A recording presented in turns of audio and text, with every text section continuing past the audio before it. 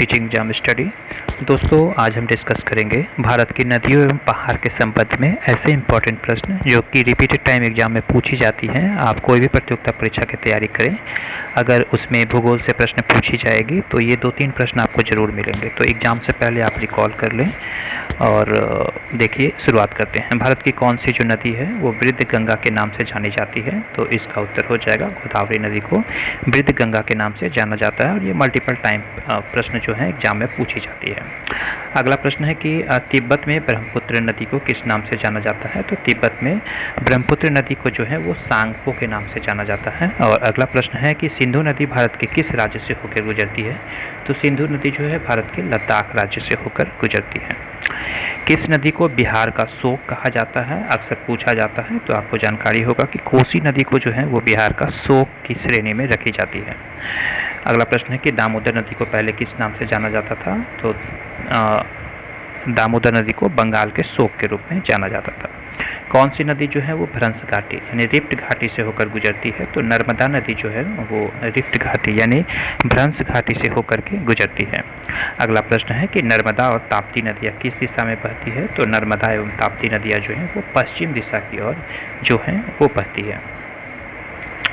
अगला प्रश्न हम देखते हैं कि भारत की सबसे गहरी नदी कौन सी है? तो भागीरथी नदी को सबसे गहरी नदी के रूप में जाना जाता है। अलकनंदा और भागीरथी को संगम कहाँ होता है? तो देवप्रयाग में होता है। भारत की कौन सी नदी सबसे बड़ा डेल्टा बनाती है? तो गंगा ब्रह्मपुत्र जो है वो भारत की सबसे बड़ी डेल्टा बनाती है। अगले प्रश्न की ओर हम आगे बढ़ते हैं। किस नदी का उद्गम स्थान जो होता है वो अमरकंटक से नहीं है? तो ताप्ती नदी का जो उद्गम स्थान है वो अमरकंटक से नहीं है। लूनी नदी किस समुद्र में नहीं गिरती है? तो अरब सागर में नहीं गिरती है। अगला प्रश्न है प्रश्न संख्या 13 कि भारत की सबसे लंबी सहायक नदी कौन सी है? तो यमुना नदी को भारत की सबसे लंबी सहायक नदी के रूप में माना गया है। किस नदी को दक्षिण की गंगा कहा जाता है? तो गोदावरी नदी को जो है वो दक्षिण की गंगा के रूप में जाना जाता है। अगला प्रश्न है कि चंबल नदी किस नदी की सहायक नदी है? तो चंबल नदी जो है वो यमुना नदी की सहायक नदी है। कौन सी नदी कच्छ के रण से समाप्त हो जाती है? तो लूनी नदी जो है वो कच्छ के रण में जाकर के समाप्त हो जाती है। भारत की सबसे अधिक जल बहाव वाली नदी कौन सी है? तो ब्रह्मपुत्र नदी जो है भारत की सबसे ज़्यादा जल बहाव वाली नदी है। किस नदी पर हीराकुंड बांध बनाया गया है? तो महानदी पर हीराकुंड बांध बनाया गया है उड़ीसा में। टिहरी बांध किस नदी पर स्थित है? तो टिहरी बांध जो है वो भागीरथी नदी पर स्थित है। नागार्जुन सागर बांध किस नदी पर है? तो नागार्जुन सागर बांध जो है वो कृष्णा नदी पर है। ये काफ़ी इंपॉर्टेंट प्रश्न है और मल्टीपल टाइम एग्जाम में प्रश्न पूछी जाती है। अगला प्रश्न है कि सतलुज नदी का उद्गम कहाँ से होता है? तो राक्षस ताल से सतलुज नदी का उद्गम होता है। अगर आप चैनल पर नए होंगे तो चैनल को सब्सक्राइब कर लें और अपने दोस्तों के साथ शेयर जरूर कर लें वीडियो को। भारत की कौन सी नदी सबसे अधिक राज्यों से होकर बहती है? तो गंगा नदी जो है वो भारत के सबसे ज़्यादा राज्यों से होकर के बहती है। कावेरी नदी जल विवाद किन राज्यों के बीच है? तो कर्नाटक एवं तमिलनाडु के बीच जो है वो कावेरी नदी जल विवाद है। किस नदी को उड़ीसा का शोक कहा जाता है? तो ब्राह्मणी नदी को जो है उड़ीसा का शोक कहा जाता है। पेरियार नदी किस राज्य की प्रमुख नदी है? तो पेरियार नदी जो है वो केरल राज्य की प्रमुख नदी है। आइए आप बात करते हैं भारत के कुछ इंपॉर्टेंट पहाड़ एवं पर्वत के संबंध में जो कि मल्टीपल टाइम प्रश्न जो हैं वो पूछी जाती है। तो पहला प्रश्न है कि भारत की सबसे ऊंची पर्वत चोटी कौन सी है? तो K2 है, जिसे गाडविन ऑस्टिन के नाम से भी जाना जाता है और ये जो है भारत की सबसे ऊंची पर्वत चोटी के रूप में जाना जाता है। अगला प्रश्न है भारत की सबसे ऊंची पर्वत भागीरथी जो भारतीय चोटी कौन सी है? तो कंचनजंगा है। अगला प्रश्न है अरावली पर्वतमाला की सबसे ऊंची चोटी कौन सी है? तो अरावली पर्वतमाला की सबसे ऊंची चोटी जो है वो गुरु शिखर है। अगला प्रश्न है कि नीलगिरी पर्वतमाला की सबसे ऊंची चोटी कौन सी है? तो डोडा बेटा जो है वो नीलगिरी पर्वतमाला की सबसे ऊंची चोटी है। हिमालय की सबसे युवा श्रेणी कौन सी है? तो शिवालिक जो है हिमालय की सबसे युवा श्रेणी है। सह्याद्री पर्वतमाला किसे कहा जाता है? तो पश्चिमी घाट को।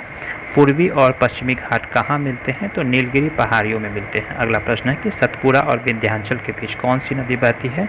तो सतपुड़ा और विंध्याचल के बीच जो है वो नर्मदा नदी बहती है। अगला प्रश्न है कि भारत का सबसे ऊंचा पठार कौन सा है? तो भारत का सबसे ऊंचा पठार जो है वो लद्दाख का पठार है।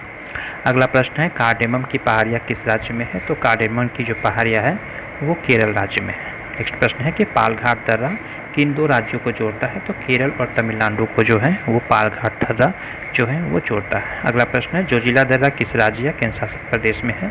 तो जोजिला दर्रा जो है वो लद्दाख में है। अगला प्रश्न है कि नाथुला दर्रा भारत के किस देश में जोड़ता है? तो चीन में। पीर पंजाल पर्वतमाला किसका भाग है? तो हिमालय का। अनाईमुडी चोटी किस पर्वतमाला में है? तो अनाईमुडी चोटी जो है वो पश्चिमी घाट में है। अगला कुछ इंपॉर्टेंट प्रश्न कि शिवालिक पर्वतों में पाए जाने वाले समतल मैदान क्या कहलाते हैं? तो ये दून कहलाते हैं। मेघालय पठार मुख्यतः किन पहाड़ियों से मिलकर बना है? तो गारो, खासी और जयंतिया पहाड़ियों से मिलकर बना है। भारत का सबसे ऊंचा दर्रा कौन सा है? तो काराकोरम का दर्रा भारत का सबसे ऊंचा दर्रा है। किस पर्वतमाला को क्या जल विभाजक कहा जाता है? तो विंध्याचल को। हिमालय पर्वत किस प्रकार के पर्वत से हैं? तो वलित पर्वत के नाम से जाना जाता है। अरावली पर्वतमाला किस प्रकार की पर्वतमाला है? तो अवशिष्ट पर्वतमाला है। अगला प्रश्न है कि पश्चिमी घाट का दूसरा नाम क्या है? तो सह्याद्री है। भारत का सबसे लंबा पर्वतीय दर्रा कौन सा है? तो ये जो है वो जवाहर सुरंग मार्ग है। अगला प्रश्न है कि ब्लू माउंटेन जो है वो किसे कहा जाता है? तो नीलगिरी पहाड़ियों को। हिमालय का निर्माण किस भूगति से हुआ है? तो प्लेट विवर्तनिका की वजह से हुई है। तो ये इंपॉर्टेंट कुछ प्रश्न थे, 50 प्रश्न, जो कि काफ़ी इंपॉर्टेंट है और रिपीटेड टाइम एग्जाम में पूछी जाती है। वीडियो अच्छा लगा होगा तो चैनल को सब्सक्राइब जरूर कर लें, अपने दोस्तों के साथ शेयर जरूर कर लें। वीडियो देखने के लिए धन्यवाद। Thank you very much.